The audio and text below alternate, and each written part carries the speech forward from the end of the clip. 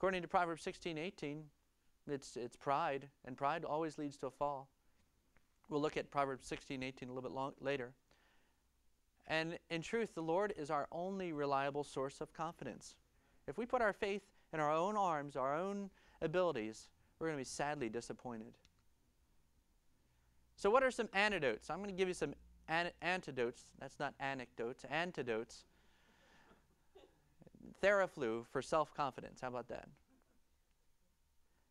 Here's a couple verses that, maybe if you'll jot down, if they have helped you, maybe you can think of them as fighter verses. Ways to fight self-assurance. Philippians 3:3.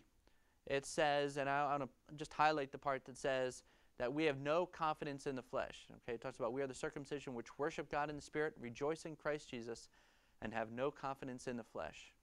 John 15:5 says, I am the vine, ye are the branches. He that abideth in me, and I in him, the same bringeth forth much fruit.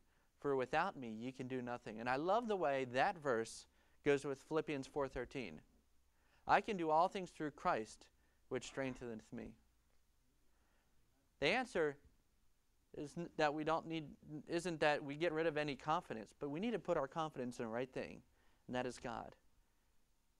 When we put our confidence in ourselves, we'll be disappointed, but when we put our confidence in Christ, we can do all things that he calls us to.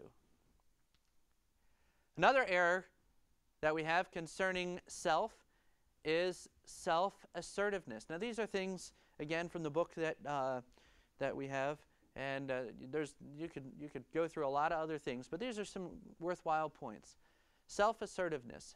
And a dictionary definition is demanding recognition for oneself or insisting upon one's rights, claims, etc.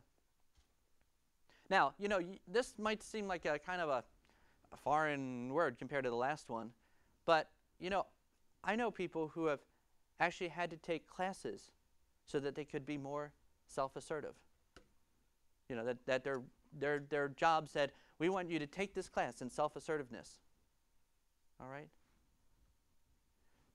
Maybe here's some questions. How do you know if you are self-assertive? Do you seek the limelight?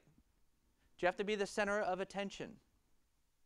How about this? Do you always need to get your way in order to be happy? That one hits a little closer to home, doesn't it? Do you equate challenges to your thinking with challenges to your authority?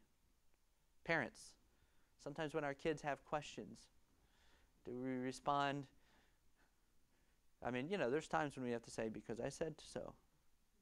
But as children get older, we need to be able to explain those things. Our 14, 15-year-old son has a question about why we did something. We need to be willing to share that with him, not just take it as an affront. Oh, how dare you ask me? We need to be willing to do that. Whatever position of authority we're in, those are the areas that we need to be careful about. How about this? Do we seek to dominate others through manipulation, rank, force of personality? There's a lot of different ways this can happen. Sometimes it's very subtle.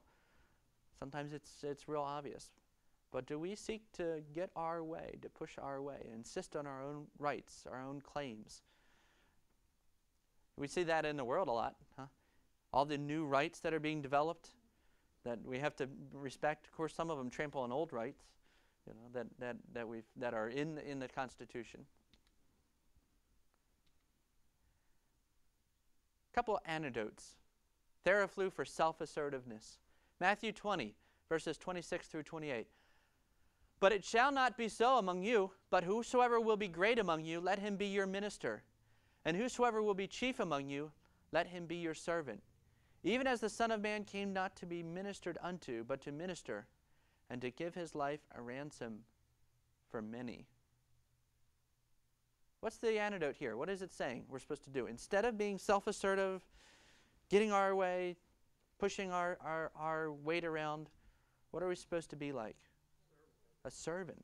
Excellent. Here's another verse that's very similar. Let nothing be done through strife or vainglory, but in lowliness of mind let each esteem other better than themselves. Look not every man on his own things, but every man also on the things of others. That means care about others, care for others. The next verse, do you know what the next verse in that passage is?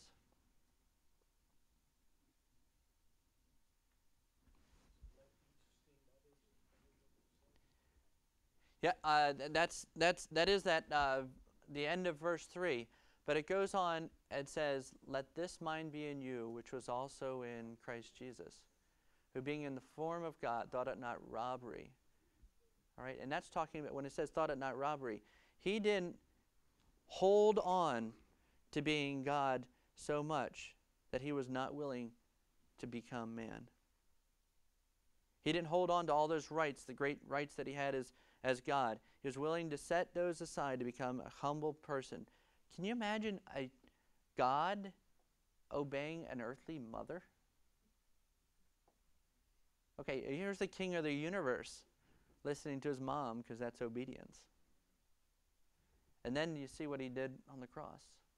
And the way he served others. He washed one of his disciples' feet. And the whole point of that is coming back, let this mind be in you. Are we willing to be those kind of servants, or do we want to push our ways and make sure we get our own ways? It's antidotes for self-assertiveness. Another one is self-esteem. Now this one is just, it's almost everywhere. In fact, it's just, common in whether you're talking to a doctor or a psychologist